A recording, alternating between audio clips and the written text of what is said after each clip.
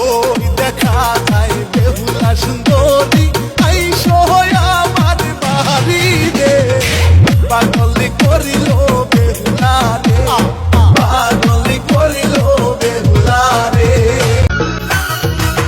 ঘটনা এমনি ঘটে না ও বন্ধুরে, এক হাতে তালি বাজে না।